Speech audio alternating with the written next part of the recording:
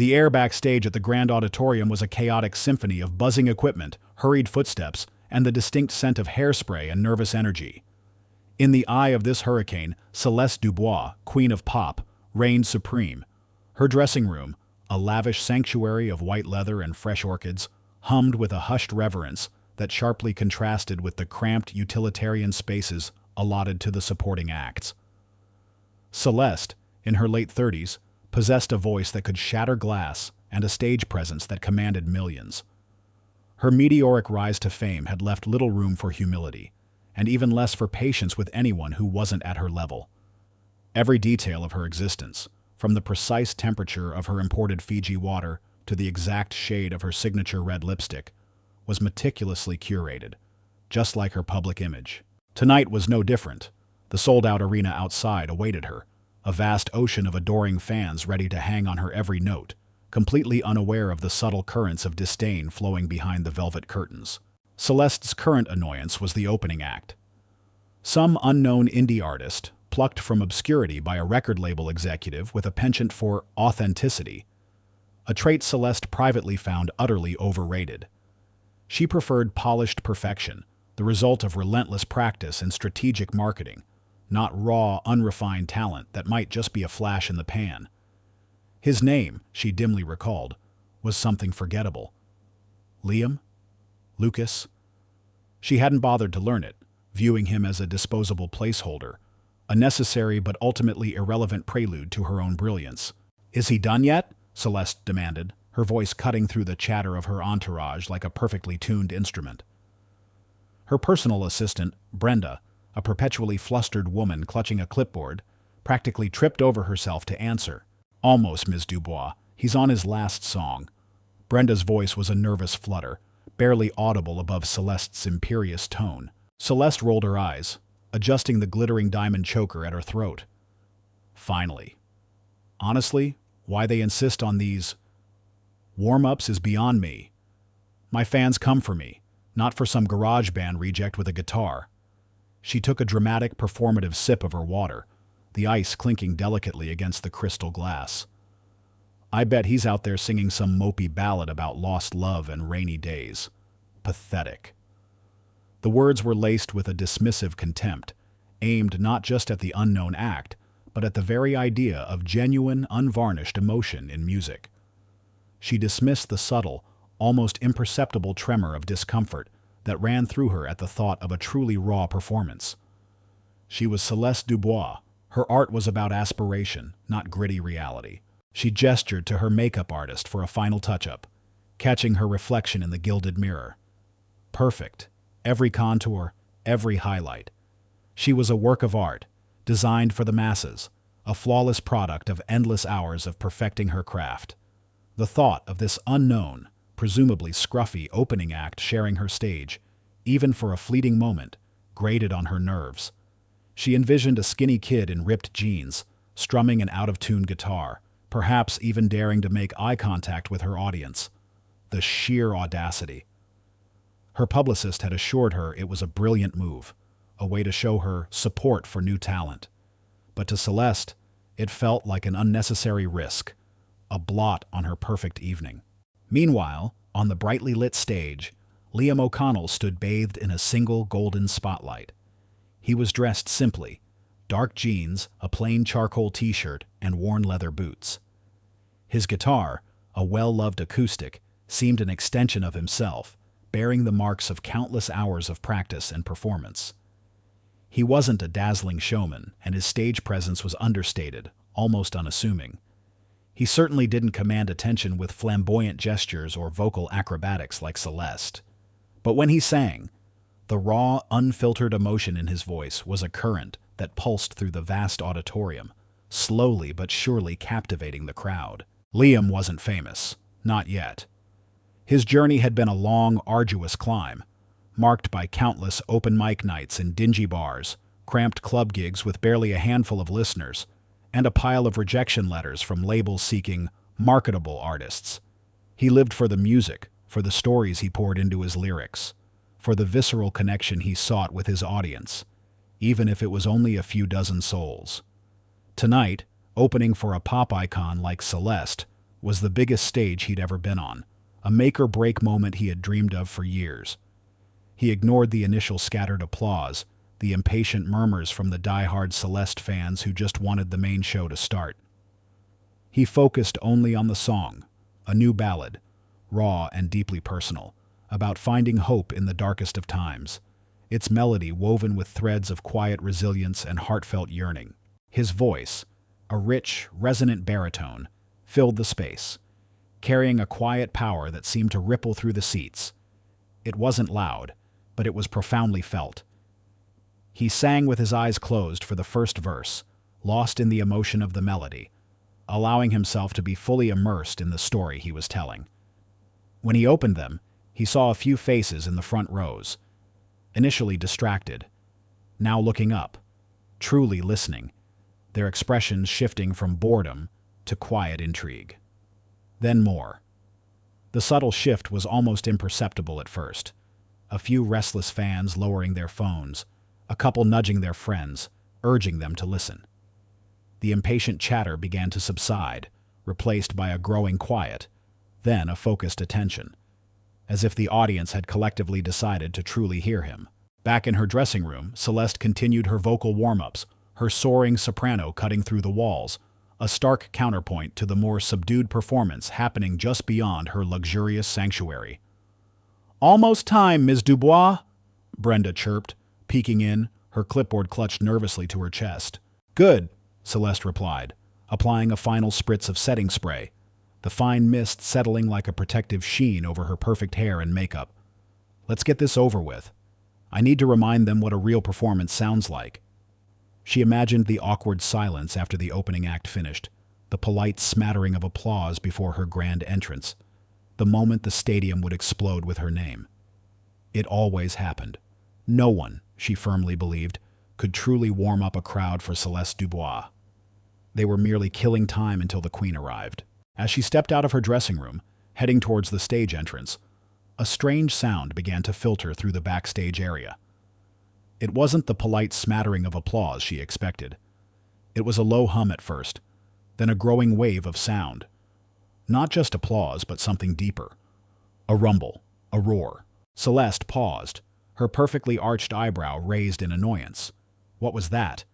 Was there a technical glitch? Had someone released balloons? This wasn't the usual pre-show buzz, the restless anticipation for her. This was a crowd reaction. A big one. The sound grew louder, swelling into a wave of enthusiastic cheering, punctuated by whistles and what sounded suspiciously like heartfelt shouts of "Encore." Celeste scoffed, a brittle laugh escaping her lips. "Encore? For him? Don't be ridiculous. Pull the curtain, Brenda. He's had his 15 minutes. She began to walk again, her stride purposeful, ready to reclaim her dominion. But the stage manager, a grizzled veteran named Frank, was already pulling her aside, his face unusually grim, a mixture of bewilderment and alarm in his eyes. "Ms. Dubois, there's been a development." "What development?" Celeste snapped, her patience wearing thin, the roar from the auditorium a nagging irritation in her ears. "Is he refusing to leave the stage?" Frank shook his head, his eyes wide. "No, ma'am," he finished. "But the crowd, they're going wild. They're chanting his name. They're demanding another song." His voice conveyed the utter, unprecedented nature of the situation. This simply did not happen for an opening act. Celeste's jaw tightened. This was unheard of. An opening act? Generating this kind of fervor? It was an insult to her. The main event. The very reason these people had bought tickets. Her defeat at the hands of a mere warm-up act was inconceivable. She pushed past Frank, storming towards the stage entrance, determined to see this insolence for herself, to witness the amateur who dared to steal her thunder. She expected to see a few pockets of polite applause, nothing more. Certainly not the deafening adoration that was now vibrating through the very floor beneath her feet. But when she peered through the velvet curtain, her eyes widened in shock. The arena was not politely clapping. The entire stadium was on its feet, a vast, undulating sea of cheering, roaring fans, their arms raised, their voices chanting in unison. And the name they were chanting wasn't hers. It was Liam, Liam, Liam! And then she saw him. Liam O'Connell stood center stage, bathed in the lingering spotlight, his head slightly bowed in humble acknowledgement of the deafening adoration. He wasn't scruffy. He was genuine. He wasn't pathetic. He was powerfully charismatic in his understated way. His presence, though quiet, was magnetic, drawing every eye, every cheer, every desperate plea for one more song.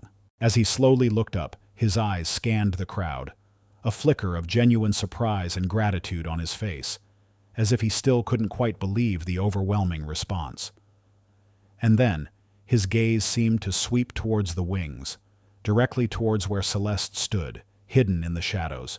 It was in that moment, as his eyes met hers, that Celeste felt a chilling jolt, a flash of recognition that sent a shiver down her spine, far colder than any backstage draft. The way he held himself, the subtle curve of his mouth, the intense, knowing depth in his eyes. It was uncannily familiar. Her heart began to pound, a frantic drum against her ribs, echoing the rhythm of the chanting crowd. It couldn't be. It was impossible. He was just an unknown, a nobody. But as the crowd roared his name again, deafeningly, "Liam! Liam! Liam!" the pieces clicked into place with horrifying clarity. The voice, the eyes, the quiet power that commanded such attention. The realization hit her with the force of a physical blow, stealing her breath, turning her perfectly made-up face pale, robbing her of her composure. She knew exactly who he was, and it wasn't just some opening act. It was the one person whose name she had tried for years to erase from her memory, the one person whose talent she had always quietly, fiercely resented, because he possessed an authenticity she could never quite achieve. The one who truly understood music in a way she never would. The one who held a secret she thought was buried forever. The roar of the crowd chanting Liam's name was a physical force, pressing in on Celeste Dubois from all sides. Her perfectly composed facade crumbled, revealing a flicker of something she rarely showed: raw, unadulterated shock.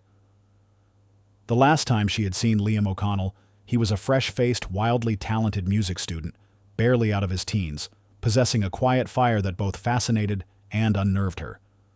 Now, standing on her stage, bathed in the blinding light of newfound public adoration, he was a man, his unassuming presence amplified by the overwhelming clamor of thousands.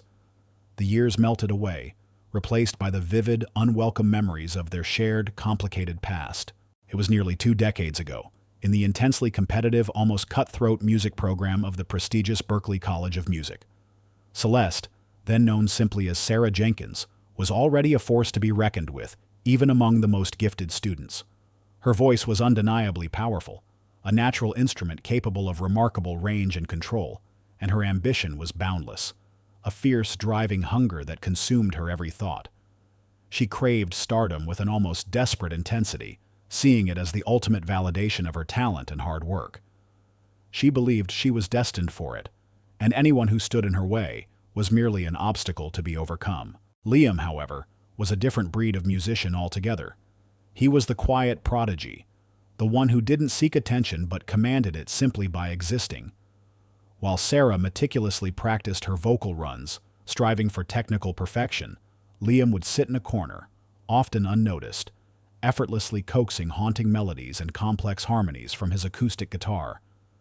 His voice, though less overtly powerful than Sarah's, possessed a raw, emotional honesty that cut straight to the soul, weaving stories that resonated deep within the listener. He wasn't flashy, he was profound. He wrote songs that had a lyrical depth and a melodic poignancy that Sarah, for all her technical brilliance and pop sensibility, could only emulate. He was effortlessly authentic, and it infuriated her, for it highlighted a dimension of artistry that she, despite all her efforts, couldn't quite grasp. They had been rivals, of a sort, though Liam was blissfully unaware of the intense competitive fire he ignited in Sarah. He saw her as a gifted classmate, nothing more. She, however, viewed him as a silent challenge, a constant reminder that there was something more to music than just perfect pitch and dazzling performances. They even collaborated once, on a particularly challenging songwriting project, assigned by a notoriously difficult professor. Sarah had brought the soaring vocals and the undeniable pop sensibility, crafting catchy hooks and powerful choruses. Liam, with his innate understanding of human emotion, had meticulously crafted the poignant, insightful lyrics and the unforgettable, haunting melody that formed the song's core. The synergy between them was undeniable, almost magical, the result a song that had earned them both top marks and whispered predictions of future success from their professors. It was the only time Sarah truly felt she had to push herself beyond her carefully constructed comfort zone, forced to truly listen to the music, to feel it, not just perform it. For a brief, intoxicating period, they had been two halves of a whole, creating something greater than either could achieve alone. But ambition, for Sarah, eclipsed everything else. She saw Liam's raw, unvarnished talent not as something to complement her own, but as an existential threat to her carefully planned ascent. He made her feel inadequate for all her polish and ambition. She feared that his quiet depth would overshadow her dazzling surface. After graduation, as they both navigated the brutal, often unforgiving landscape of the music industry, their paths diverged dramatically.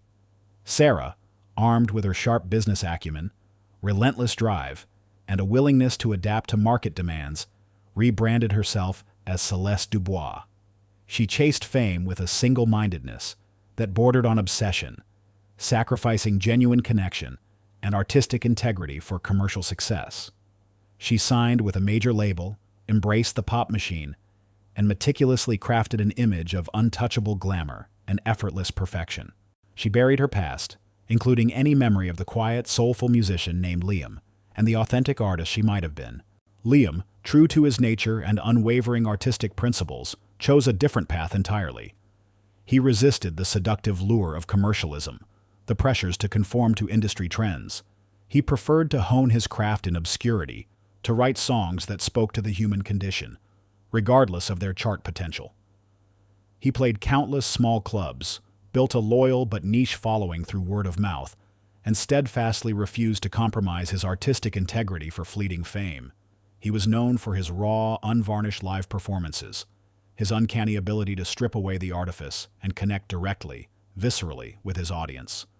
His music was critically acclaimed, quietly revered by those in the know, but it never crossed over into mainstream superstardom. Until tonight. The label executive, Mr. Harrison, who had chosen Liam as Celeste's opening act, was a shrewd, calculating veteran of the industry. He saw what others missed, the growing hunger among the public for authenticity, the subtle but undeniable fatigue with manufactured pop and overproduced artists. He was keenly aware of Liam's underground reputation, his devoted cult following, and the quiet buzz surrounding his uncompromised artistry.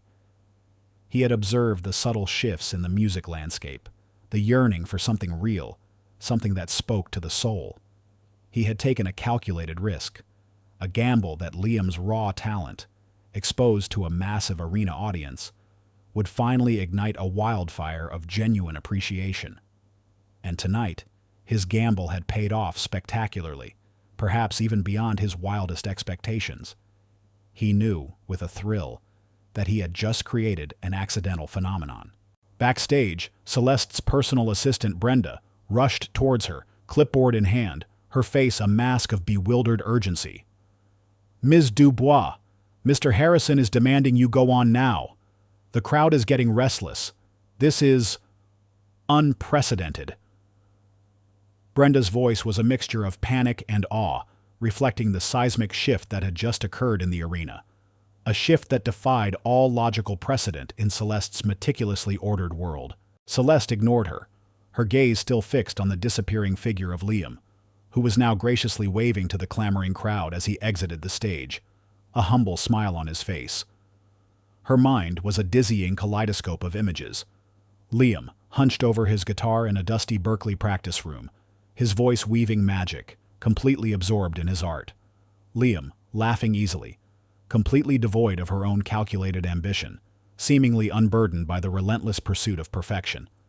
And now, Liam, standing on the very stage that was supposed to be her dominion, commanding an audience with effortless grace, an artist in the purest sense of the word.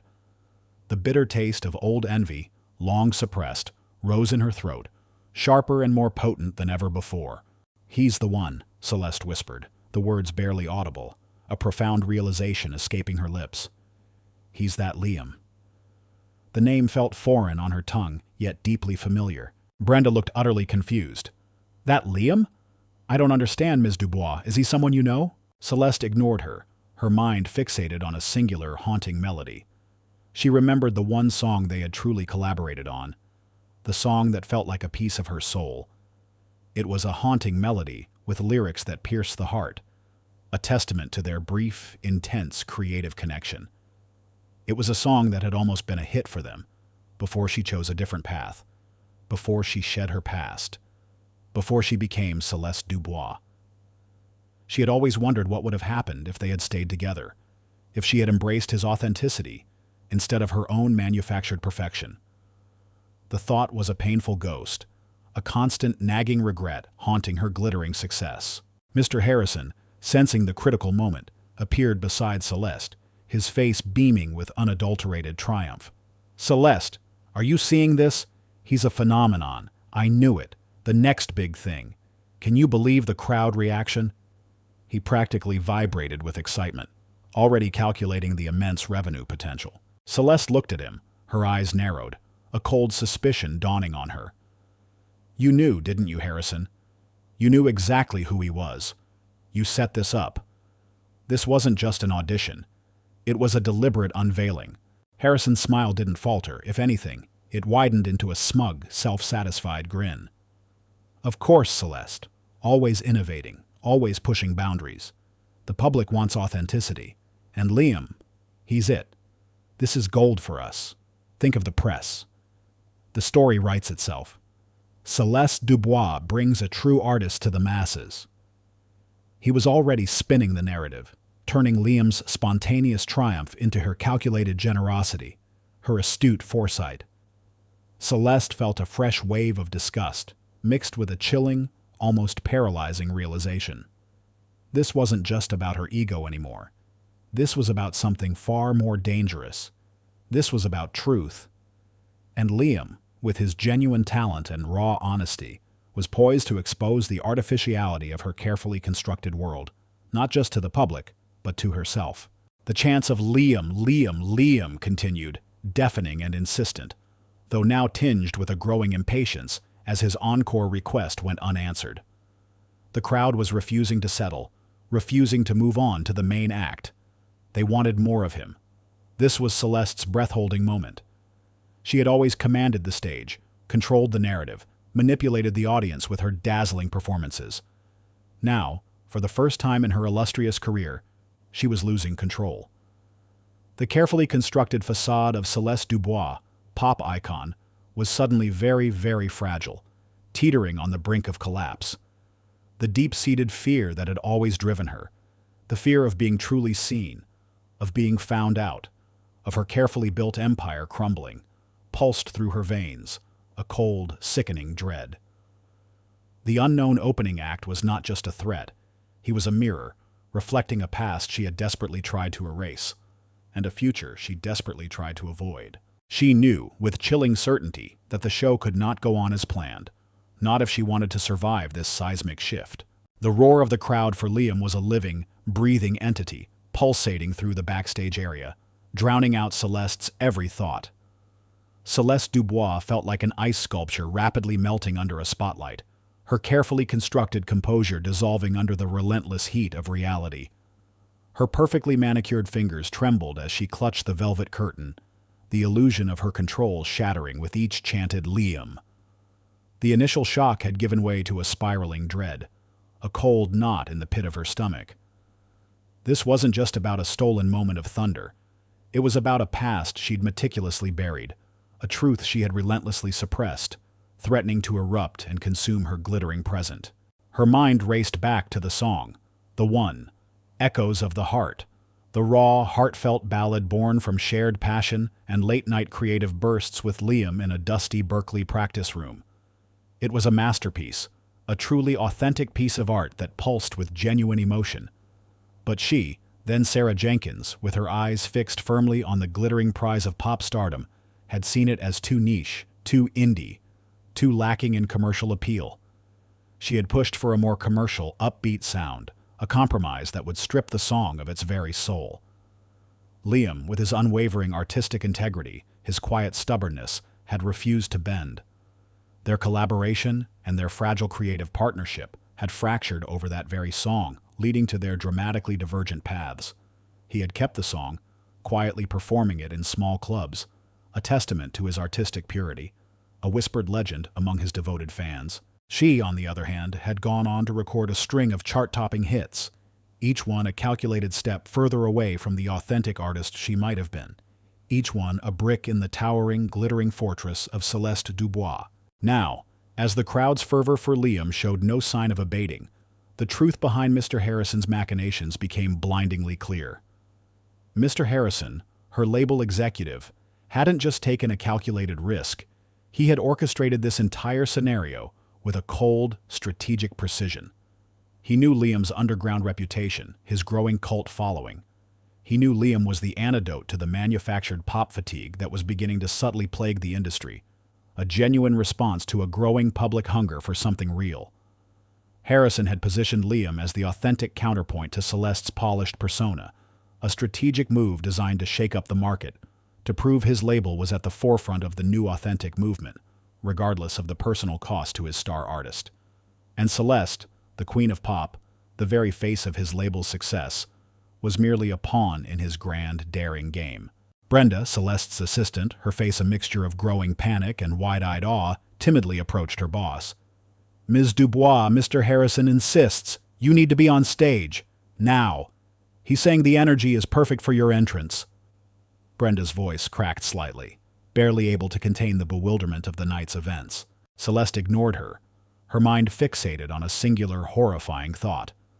Her eyes were still fixed on Liam, who, having just exited the stage, was now graciously waving to the clamoring crowd from the side, a humble smile on his face.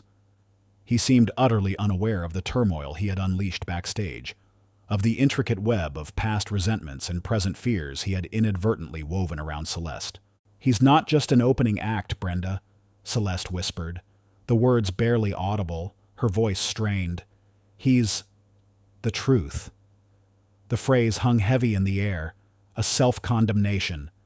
The stage manager, Frank, appeared, his face grim, his usual unflappable demeanor replaced by a look of sheer exasperation. "Ms. Dubois, this is highly unusual. The crowd is getting impatient. We need to cut their chance. We need you out there. The show's timeline is completely off." Celeste finally tore her gaze from the spot where Liam had been, turning to Frank and Brenda. She saw the confusion, the mild irritation, but mostly, the overwhelming expectation in their eyes.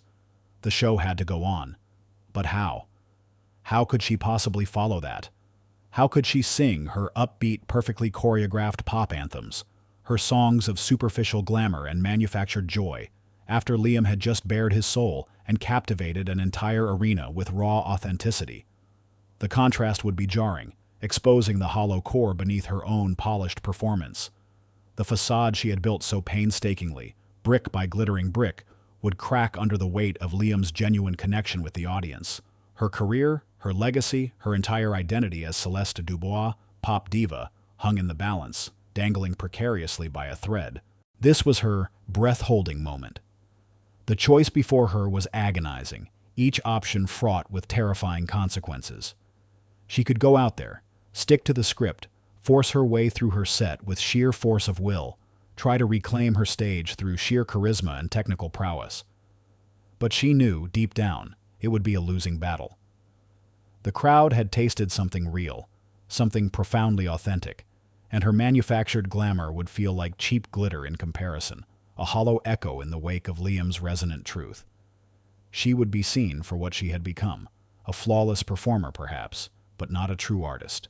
The thought of going out there, of being exposed, of facing the truth of her own artifice, was paralyzing. She remembered the early days, back at Berkeley, when she truly loved to sing, when she yearned for genuine connection through her music, when she believed in the power of an honest lyric.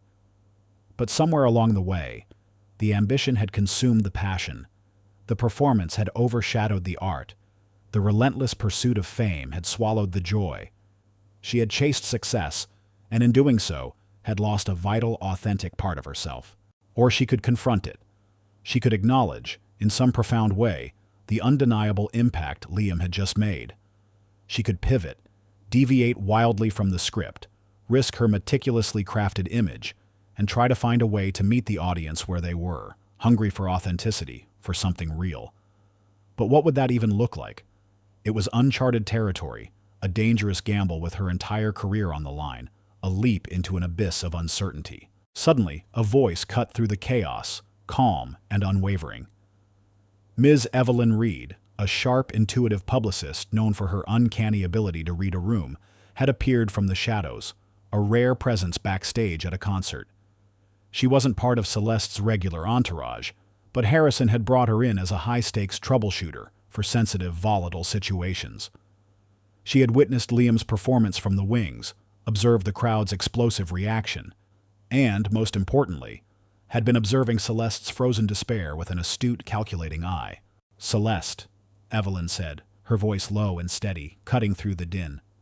"The audience isn't just cheering for a good song. They're cheering for a moment, an honest one. They're tired of being fed manufactured perfection. They want real." Celeste looked at Evelyn, a flicker of something she rarely displayed. Naked fear. "What do I do, Evelyn? He took it all. He took my audience. How can I possibly follow that?" Evelyn's eyes held no judgment, only shrewd calculation and a hint of a challenge. "No, he didn't take them. He primed them. He opened them up. He showed them what raw emotion feels like. Now, you have a choice. You can try to fight that, to overpower that feeling with your usual show, and I promise you, you'll lose. Or you can embrace it. You can show them that Celeste Dubois, beneath all the glitter and the perfect choreography, has a heart too. That she's an artist, not just a product." "But how?" Celeste whispered, her voice cracking, her gaze sweeping across her perfectly made-up face in the mirror, suddenly seeing the artifice she had cultivated. "My set it's all choreography. It's all high-energy pop. I don't have anything that could possibly match what he just did." Evelyn's gaze softened slightly, a hint of genuine empathy entering her voice. "Harrison told me everything," she said smoothly, anticipating Celeste's unspoken question about her knowledge of the past. "He's a strategist. He set Liam up, yes, but he also, perhaps inadvertently, gave you an opportunity, a chance to show a side of yourself the world hasn't seen in years. The artist underneath the pop star, the Sarah Jenkins who used to collaborate with Liam O'Connell, the one who wrote that song, Echoes of the Heart." A wave of nausea washed over Celeste at the mere mention of Sarah Jenkins, her buried past, her discarded self. It felt like a betrayal of her entire persona, a tearing open of old wounds. But the alternative, going out there and being overshadowed, becoming irrelevant, being seen as a relic of a bygone era, was even more terrifying. "I can't just change the set," Celeste stammered, her voice still trembling. "The band, the dancers, they're not prepared. It's impossible."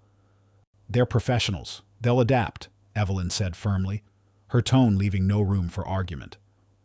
"But the crowd won't wait. The momentum is building, but it's fragile.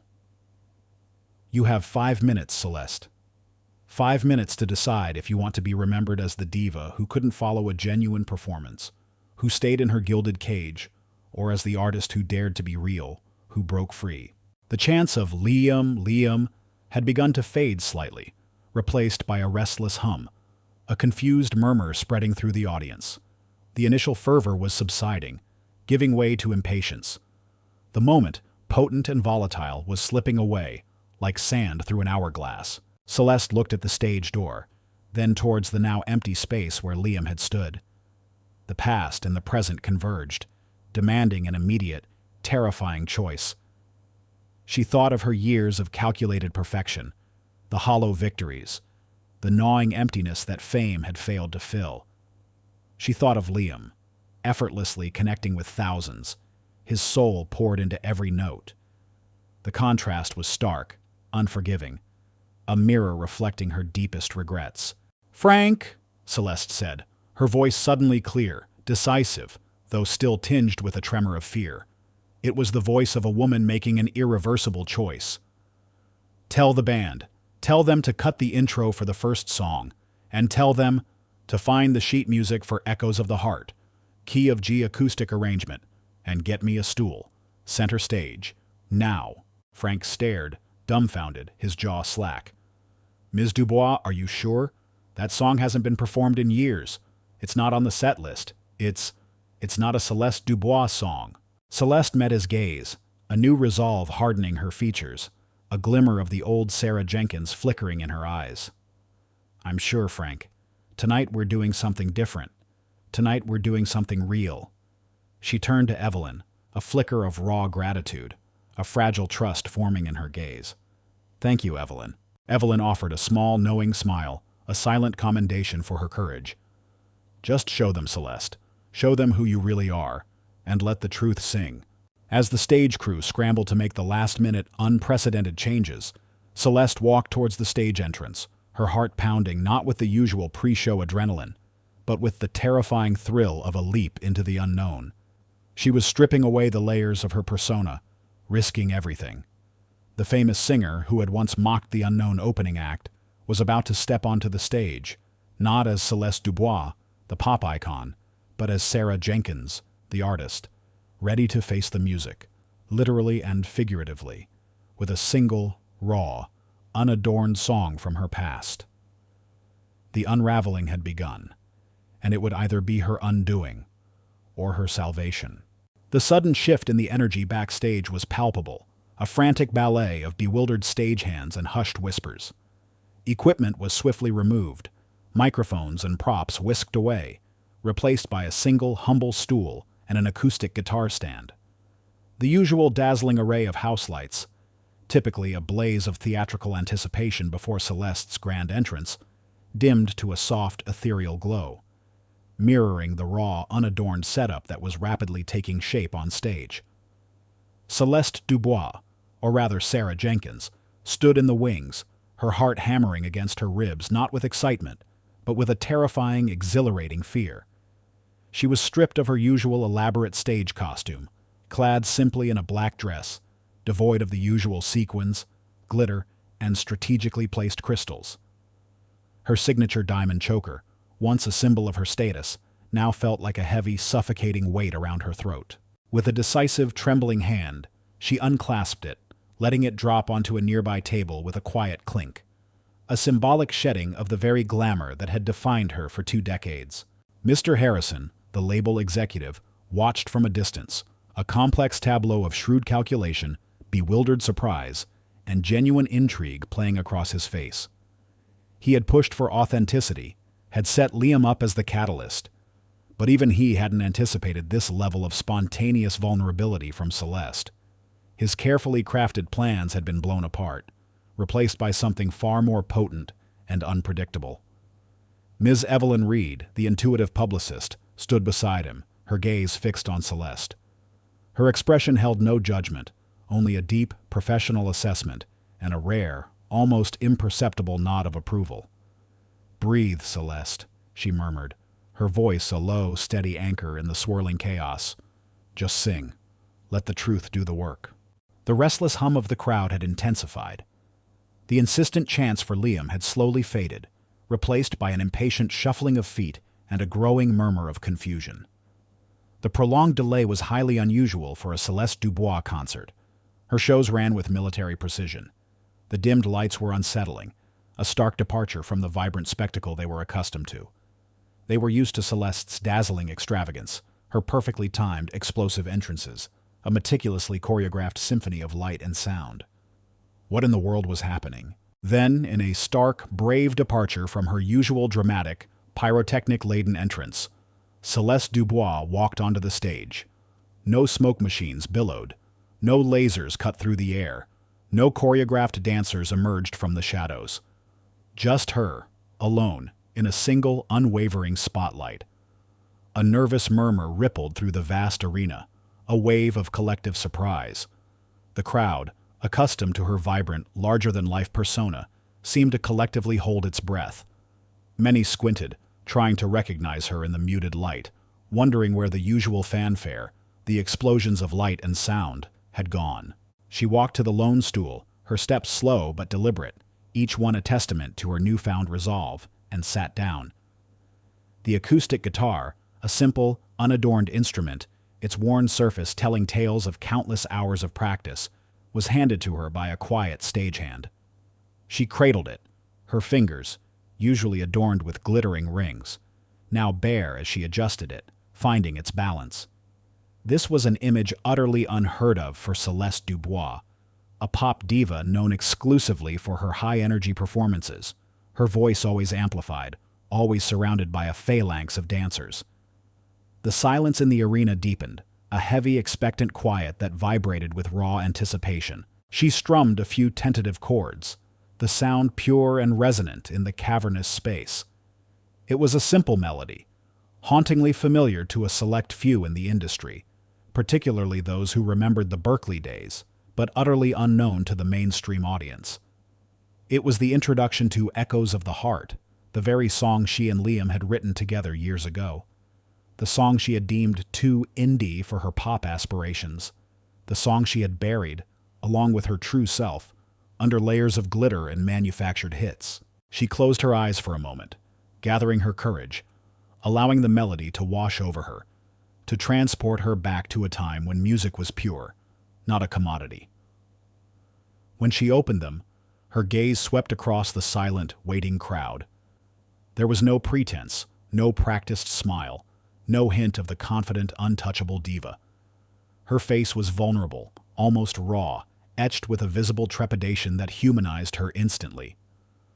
"Good evening," she said, her voice surprisingly soft, stripped of its usual bravado, lacking the booming amplification they were accustomed to. It was the voice of Sarah Jenkins speaking, not Celeste Dubois. It was a voice that conveyed a quiet humility, an admission of vulnerability. Tonight is a little different. Earlier you heard a truly incredible artist, Liam O'Connell. And what you heard tonight? That was real. He is real. A ripple of surprise, then a growing wave of appreciative murmurs, spread through the vast audience. She was acknowledging him, praising him, validating the connection he had forged. This was unprecedented. For Celeste Dubois, the queen of pop, to publicly laud another artist, especially her opening act, was simply unheard of. "Many years ago," she continued, her voice gaining strength as she found her footing in this uncharted territory, "Liam and we started our musical journeys together. We wrote a song about vulnerability, about finding your true voice. And tonight I realized, it's time I finally sang it for you. Not as Celeste Dubois, the pop star, but as myself, as Sarah Jenkins." The use of her birth name, a quiet confession, seemed to hang in the air, pulling the audience closer. She took a deep, fortifying breath, her gaze meeting the sea of thousands of faces, and began to sing. Her voice, usually soaring with controlled power and technical precision, was now infused with a raw, emotional vulnerability that sent shivers through the crowd. It wasn't just technically perfect, it was real. Every note was imbued with regret, longing, and a profound, honest humility. The lyrics about a lost connection, about the pain of compromise, about the yearning for authenticity and the echoes of a truth long suppressed, resonated with a deep universal truth that transcended the boundaries of genre or fame. "I built my castle high on a shifting golden sand, lost the melody inside, with a scepter in my hand. Chased the thunder, missed the quiet rain, left my echoes in the heart, drowning out the pain." The crowd, initially stunned into silence by the sheer audacity of her transformation, was now utterly captivated. Phones, once held high to record every moment of a pop concert, were slowly, almost unconsciously, lowered. The chattering stopped. Even the ushers paused in the aisles, transfixed. Tears welled in the eyes of many as they listened to the raw, unvarnished truth pouring from her, a confession woven into every note. This wasn't the untouchable diva they had paid to see. This was a human being, bearing her soul, admitting her flaws, and offering a heartfelt confession through her art. She wasn't performing, she was revealing. She was bleeding her truth onto the stage. Backstage, Liam O'Connell, who had been quietly preparing to leave, having packed up his guitar and said his goodbyes, stopped dead in his tracks. He heard the unmistakable melody, her voice pure and stripped of its pop star sheen. He recognized the song immediately. Their song. Echoes of the Heart. The melody he had helped craft. The lyrics that spoke of their shared dreams and eventual divergence. A wave of complex emotions washed over him. Surprise, a touch of lingering pain from old wounds, but then a profound sense of respect, almost awe. She was doing it. She was finally singing their song, the way it was meant to be sung, with the raw honesty he had always championed. He walked silently to the wings, peering through a crack in the velvet curtain, watching her, mesmerized by her bravery. As Celeste sang the bridge, her voice rising with a controlled, aching passion, a profound transformation occurred, both within her and within the vast, silent audience.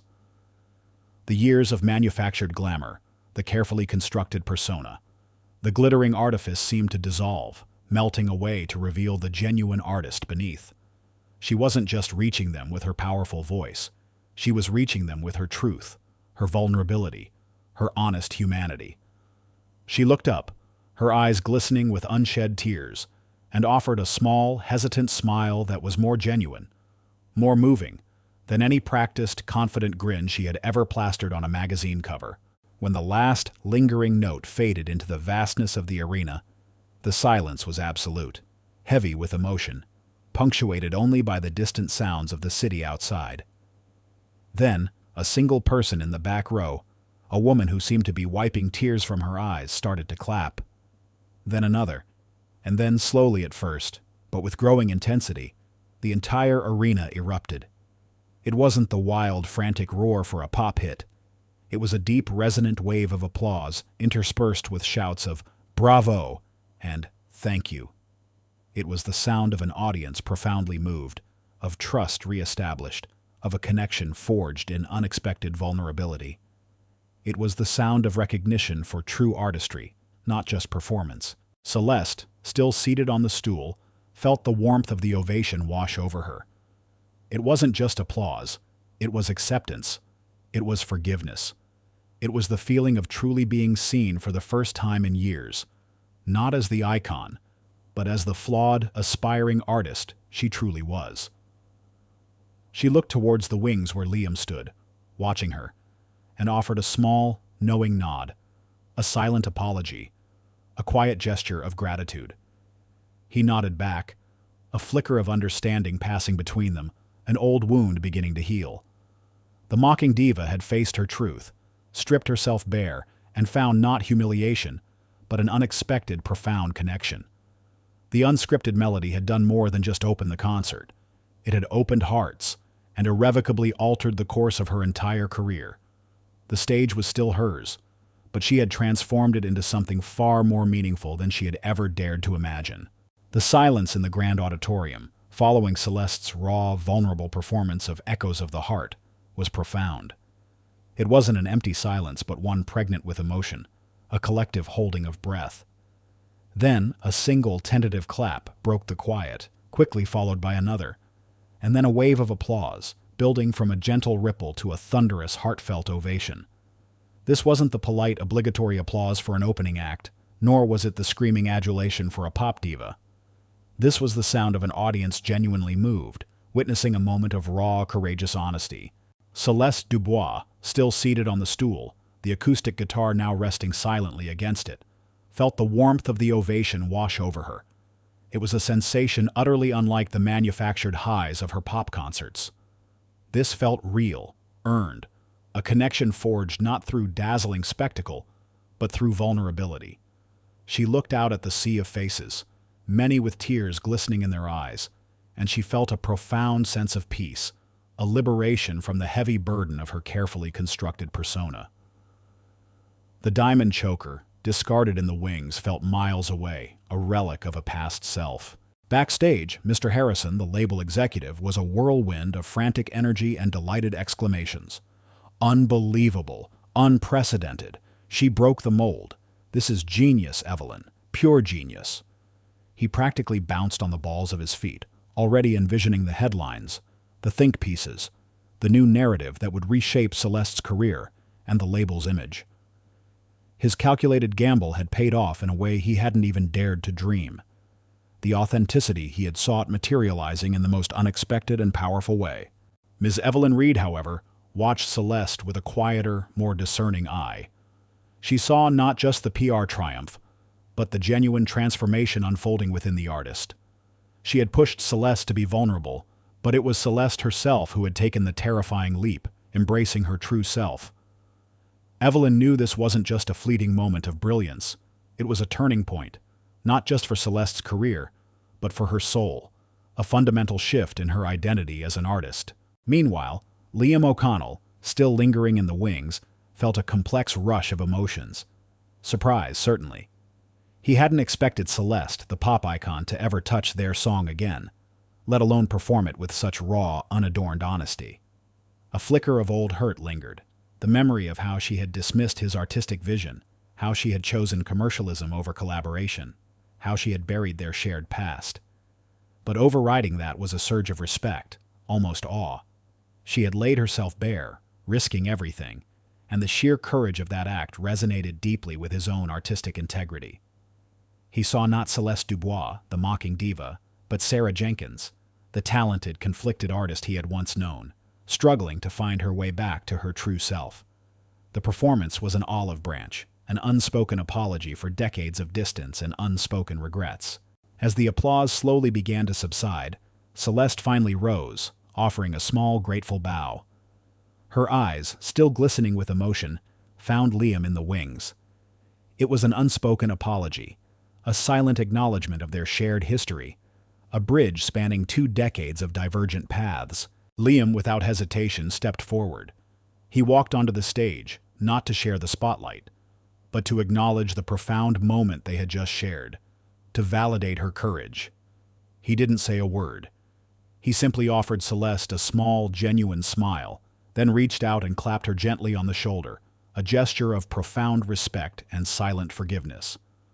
The crowd, sensing the unspoken connection, the deep significance of this quiet interaction, erupted into another wave of appreciative applause, understanding that they were witnessing something far more intimate than a mere performance.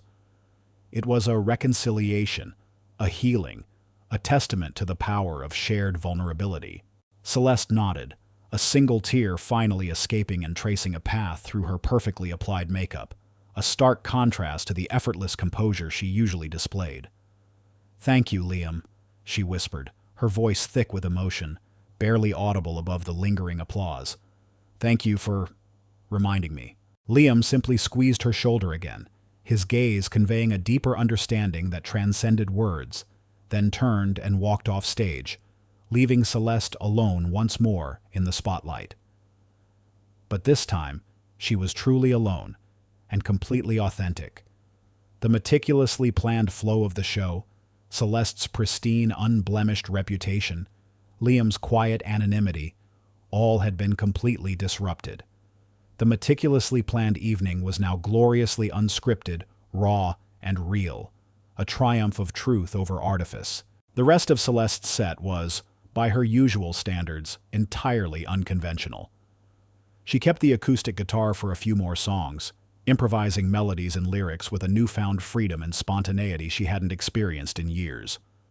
Her powerful voice, still technically brilliant, now carried an emotional depth and a raw honesty it had lacked for years, connecting with the audience on a level far beyond mere entertainment. The audience, still buzzing from the unexpected vulnerability and the poignant connection with Liam, responded with an almost tangible energy, giving her standing ovations for songs that weren't even on the original set list, some of them improvised on the spot. It was chaotic, messy, and utterly exhilarating. She was no longer performing. She was creating in the moment, for the first time in a very long time, rediscovering the pure joy of making music. After the show, the media frenzy was unprecedented. The story wasn't just about Celeste's performance, it was about her transformation, her heartfelt confession, and the powerful unspoken connection with her opening act, Liam O'Connell. Overnight, Liam, the unknown, became a household name, his music reaching a massive new audience hungry for his authentic sound. His albums, once quietly appreciated by a loyal few, suddenly shot up the charts, propelled by the raw honesty and viral moment he had shared with Celeste. Celeste, for her part, initiated a profound and radical shift in her career. She canceled the rest of her arena tour, opting instead for smaller, more intimate venues where she could connect directly with her audience, feeling the energy of their genuine appreciation. She began collaborating with other artists, particularly those who, like Liam, prioritized authenticity over commercialism, seeking out voices that resonated with truth. She recorded a new album, filled with raw, honest ballads and stripped-down arrangements, a complete departure from her previous pop sound, eschewing the overproduction and glitter she had once embraced. It was risky, a potential career suicide in the cutthroat music industry, a move that baffled many of her longtime fans and industry critics. But she had found her true voice, and she was no longer willing to compromise it for fame or fortune. The accolades that followed proved her right, as her new, authentic sound resonated deeply with critics and audiences alike. One quiet afternoon, a few weeks after the concert, Celeste sat in her much less lavish yet more comfortable home studio, preparing for a small club gig. She was writing in a journal, her usual meticulously planned touring schedule now replaced by scribbled song lyrics and raw, unfiltered thoughts. There was a gentle knock on the door. It was Liam. "Hey," he said, a shy, almost uncertain smile on his face, holding a worn-out copy of a very old, very obscure music magazine. "Saw this and thought of you." He pointed to a small, faded article inside. It was a review of their college songwriting project, praising Sarah Jenkins's powerful voice and Liam O'Connell's poignant lyrics. Celeste looked at the article, a soft, wistful smile playing on her lips. Sarah Jenkins, she mused, the name feeling both foreign and intimately familiar. That feels like a lifetime ago. "Maybe," Liam said, his eyes kind, understanding the complex emotions swirling within her. "But the echoes are still there. You just let them sing." She looked at him, truly seeing him, not just as a talented musician, but as the quiet catalyst who had, without even trying, forced her to confront her deepest fears and embrace her authentic self. "Thank you, Liam," she said, her voice sincere, filled with a gratitude that went beyond mere words. "For being the truth." Liam nodded, a shared understanding passing between them. "And thank you, Celeste," he replied, using her stage name, acknowledging both who she had been and who she was powerfully becoming. For finding the courage to sing it. Their shared past, once a source of bitter rivalry and unspoken resentment, had now become the foundation for an unseen connection, a shared understanding forged in the crucible of that unscripted night. The famous singer, once mocking, now celebrated the unknown artist, and in doing so, found her own true voice, proving that the most powerful performances are often the ones where the mask finally comes off, and the artist dares to be truly, gloriously, vulnerable. The media frenzy following Celeste's raw, unscripted performance of Echoes of the Heart was unprecedented. Headlines screamed with phrases like "Diva's Downfall" or "Divine Revelation," and "Celeste Dubois, pop icon or authentic artist."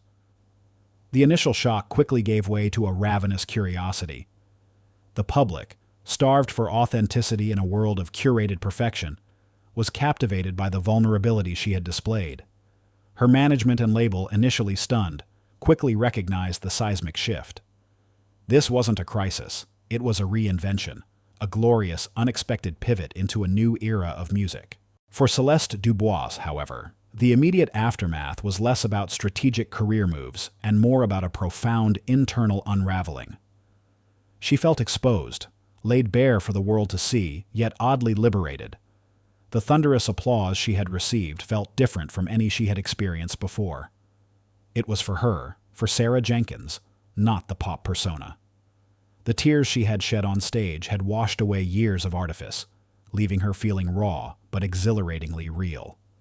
She declined most interviews, choosing instead to retreat to a quiet, secluded cabin in the mountains, a place where she could truly process the earthquake that had just rocked her world. She needed to reconnect with the artist she had buried, to discover what it truly meant to sing for passion, not just profit, and to understand the profound implications of her public confession. Meanwhile, Liam O'Connell found himself propelled into an unexpected spotlight. His music, once a beloved secret among indie fans and discerning critics, was now topping charts. Major radio stations, typically dominated by pop anthems, played his raw acoustic tracks, and his concerts sold out instantly, drawing crowds eager to witness the authentic artistry that had so captivated them. He handled the sudden fame with grace and humility, his focus remaining steadfastly on his music and the stories he wished to tell. The irony was not lost on him. The very industry that had once dismissed him for being too authentic was now clamoring for his unique sound, primarily because Celeste, the very person who had once embodied that industry's manufactured ideals, had inadvertently validated him in the most public way possible. He continued to write, to create, his music now reaching a far wider audience than he had ever dreamed possible, without compromising his artistic integrity. The true architects of this unexpected turning point, Mr. Harrison and Ms. Evelyn Reed, met a week after the concert, the air between them thick with the scent of immense potential. Harrison, still riding the wave of triumph, was already envisioning the next steps. "She did it, Evelyn," Harrison declared, a triumphant grin on his face, practically vibrating with excitement. "She actually did it. I knew Liam had the power to shake things up, to bring that raw energy, but Celeste, that was a stroke of absolute, unadulterated genius. The public is eating it up. We're trending globally." Evelyn, however, was more reflective, her gaze distant as if she were already contemplating the long-term implications. "It wasn't just genius, Harrison. It was courage. She chose truth over image, and that's something you can't manufacture, no matter how many focus groups you run. This isn't just a fleeting moment. It's a movement. And we have to handle it carefully. This can't be just another calculated PR stunt. It has to be real, truly real, for it to last." She knew the public's thirst for authenticity was deep, and any misstep now could turn their adoration into cynicism.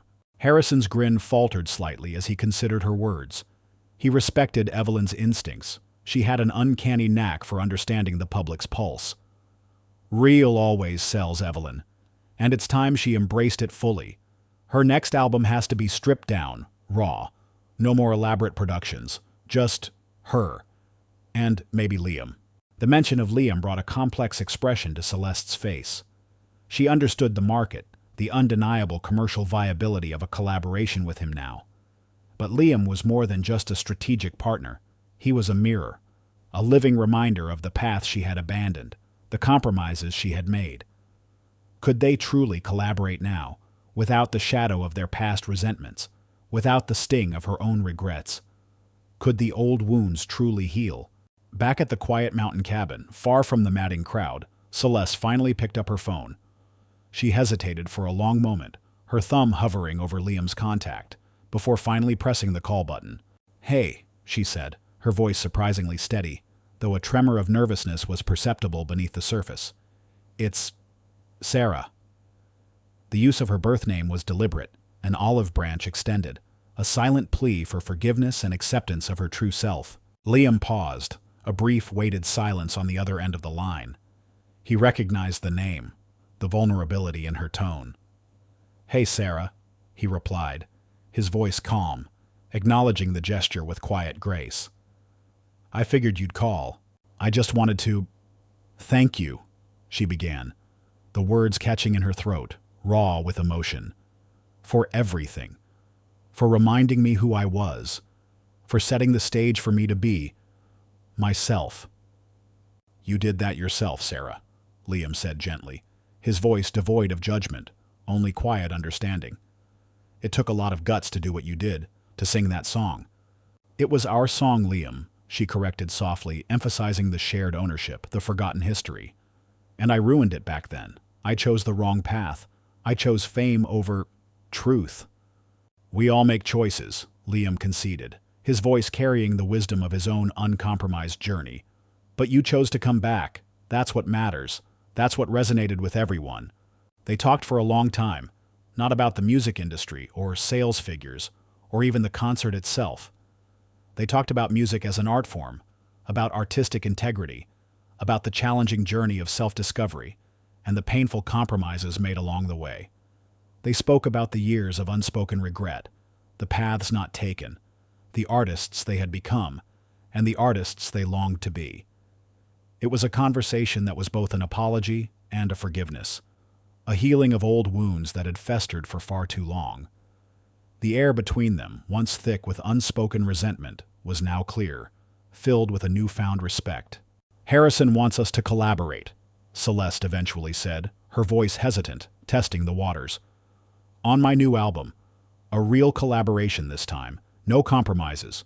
No more manufactured pop. Just us. The way it was meant to be." Liam was silent for a moment, processing the enormity of the proposition. The commercial implications were staggering, but more importantly, the artistic potential was boundless. "It's a big risk, Sarah," he finally said, his voice thoughtful. "For both of us. The industry will be watching. But maybe it's time.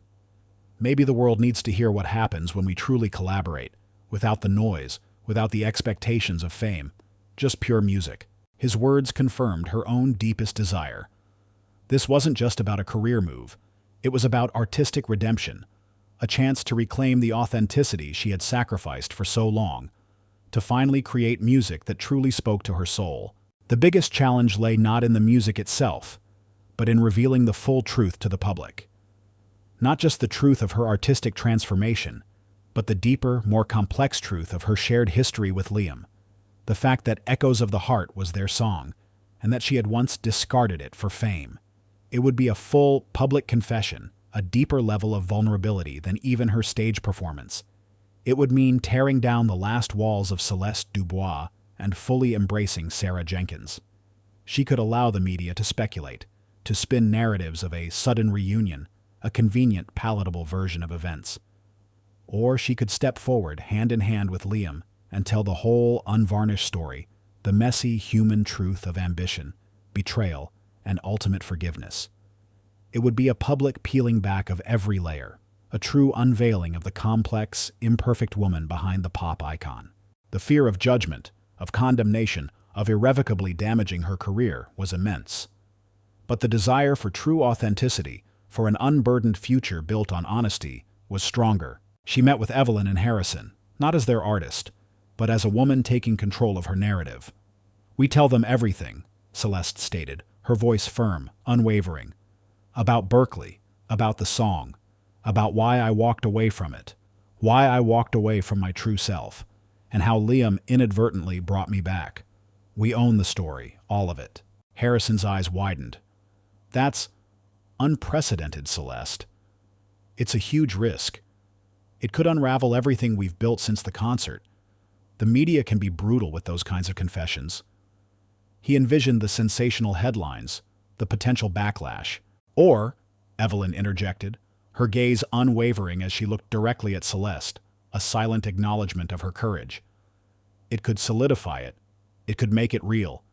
It could build a legacy that transcends sales figures. It could turn a moment into a movement." Celeste nodded, a quiet strength radiating from her. "I'm not doing this for sales. I'm doing this for the truth, and for the music." The joint interview was broadcast live, a major event that riveted millions. Celeste and Liam sat side by side, a stark contrast to their initial antagonistic meeting.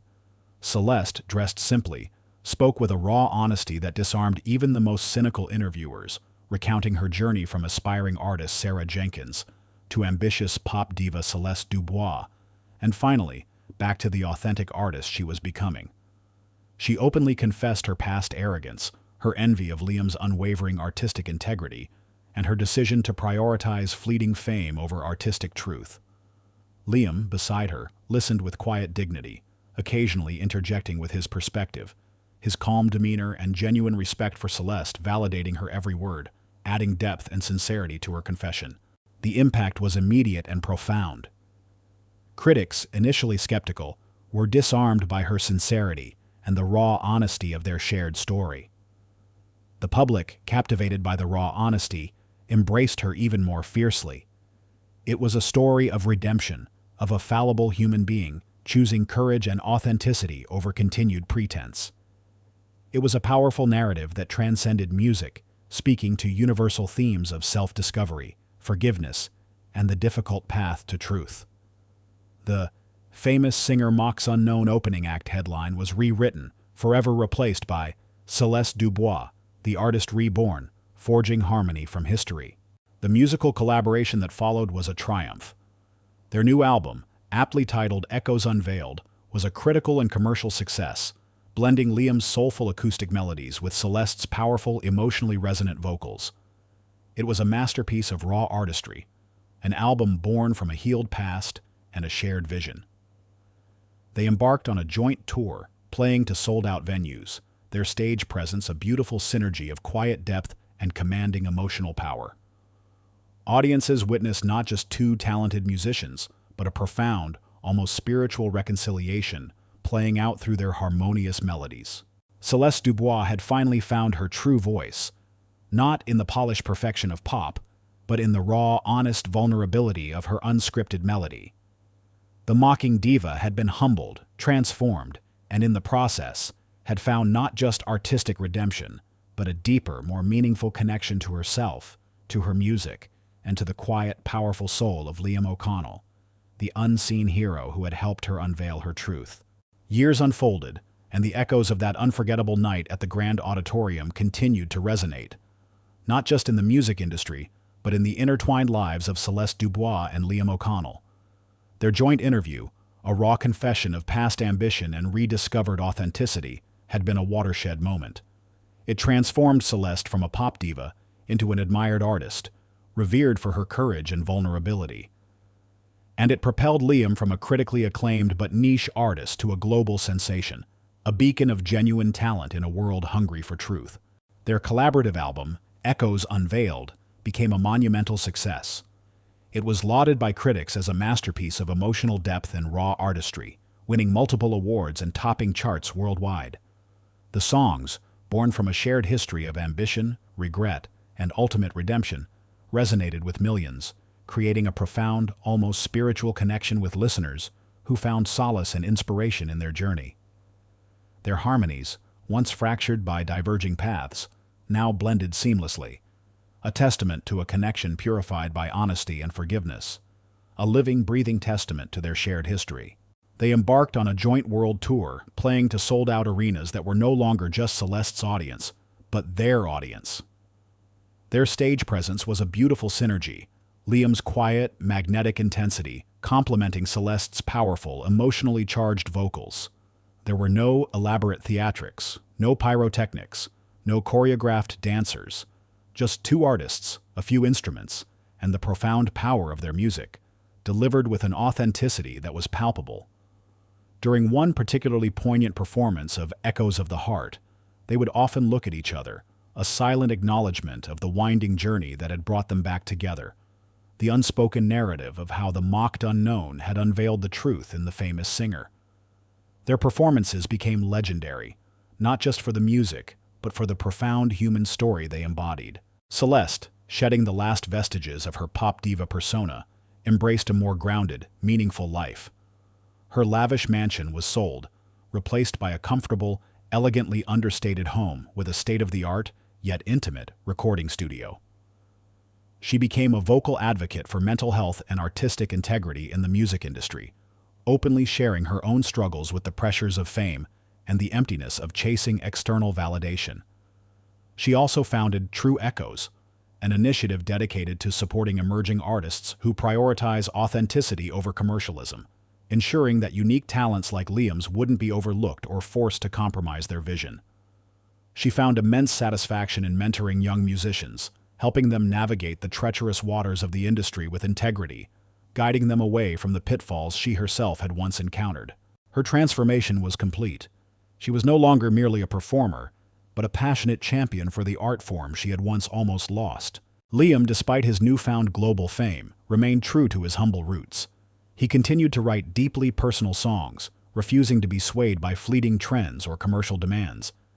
He used his platform to champion independent music and advocate for fair artist compensation, tirelessly working to ensure that artists received their rightful share of the industry's profits. He invested heavily in community music programs, establishing free music schools and workshops in underprivileged areas, ensuring that aspiring musicians, regardless of their background, had access to instruments, mentorship, and opportunities to hone their craft. He often collaborated with Celeste on these initiatives, their shared passion for music and genuine artistry forming the bedrock of their enduring friendship and professional partnership. Their relationship, once a bitter rivalry, had matured into a profound platonic bond built on mutual respect, shared values, and a deep understanding of the art form they both loved and championed. Mr. Harrison, the label executive, found his reputation significantly bolstered by the Celeste and Liam phenomenon. He became known as an industry visionary, a man who dared to bet on authenticity. While he continued to navigate the commercial landscape, he subtly shifted his label's focus, actively seeking out artists with genuine voices, understanding that true connection and raw talent often trumped manufactured perfection and transient trends. He learned, through Celeste and Liam, that sometimes the greatest successes are born from the riskiest, most authentic gambles. Years later, on the anniversary of that pivotal concert, the night the lights dimmed and Celeste sang Echoes of the Heart as Sarah Jenkins, Celeste and Liam often met. Sometimes it was for a quiet dinner, sometimes for a casual jam session in her home studio, just like in their Berkeley days. One evening, as they strummed a new melody, a simple, melancholic tune that spoke of journeys and endings, Liam looked at Celeste, a soft, knowing smile on his face. "Remember that night, Sarah?" he asked, using her birth name, a quiet term of endearment that only he and a select few from her past ever used. "When you walked out there and sang our song?" Celeste chuckled, a genuine, unburdened sound, entirely free of the old Celeste Dubois' manufactured laugh. "I was terrified, Liam. More terrified than I'd ever been on stage. It felt like I was stripping away 20 years of my life, piece by piece, under the gaze of thousands. And you let the echoes sing," Liam mused, hitting a resonant chord on his guitar, the sound warm and full. "You found your way back to the heart of it all. You let your truth resonate." Celeste nodded, her eyes soft with reflection, gazing at the flicker of the fire in her studio hearth. "Because you were there. You, and your unwavering refusal to compromise your art. You were the truth I needed to hear, the one who reminded me that the most beautiful music isn't about perfection, but about being real. You were the brave one, Liam, the unseen hero all along." Liam smiled, a quiet, humble smile that crinkled the corners of his eyes. Their journey had been a long and winding one, filled with ambition, mistakes, pain, and ultimately, a powerful redemption. The famous singer, who had once mocked the unknown opening act, had found her voice, her purpose, and her true self, all because a humble musician dared to be real, and an unexpected chord struck a truth that resonated far beyond the stage. Their harmony, once lost in the cacophony of ambition and fame, was now beautifully and irrevocably restored, a timeless symphony of redemption playing on. If this story stirred your heart and reminded you that courage can alter destinies and that light always finds a path even in the deepest darkness, please leave a comment. Share this story with those who need inspiration. Like, subscribe, and hit the bell to never miss our upcoming narratives that delve into the profound human spirit and the power of unseen heroes. Thank you for joining our journey.